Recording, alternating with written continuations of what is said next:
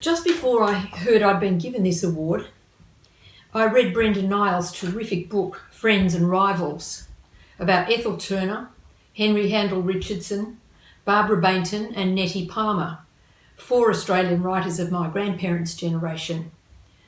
Their struggle to get their voices heard and published and read, and their often rocky relationships with each other, fascinated me. So much of their experience in writing and as women was familiar to a writer of my generation. And yet when it came to publishing, I realised that by comparison with theirs, I've had a dream run. Firstly, I didn't have to try and get my work accepted in London. I just laugh if I try to imagine how Monkey Grip would have gone down over there in 1977. One thing I was always determined not to do was to write for people outside this country. I mean, I didn't want to have to present Australia as a spectacle.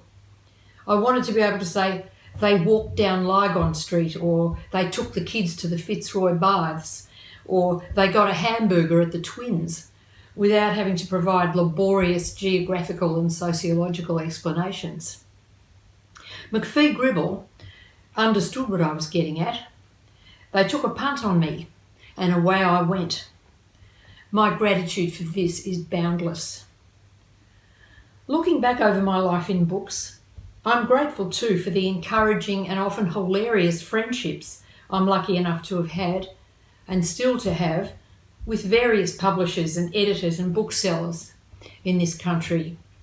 With Penguin for a good long while.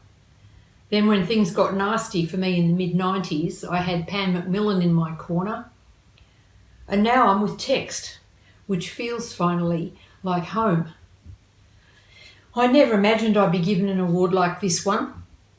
Writing's a pretty lonely sort of life, sitting in a room all by yourself, trying to face down all your horrible crimes and faults of character and get past them to the story. So when they told me I'd won this lovely gong, I felt quite weepy. I thought of myself suddenly not as a gloomy introvert with no redeeming social features, but as a member of an honourable company, the book people of our country. And I got a very warm, very happy, very patriotic feeling. So now I'd like to thank you from the bottom of my heart.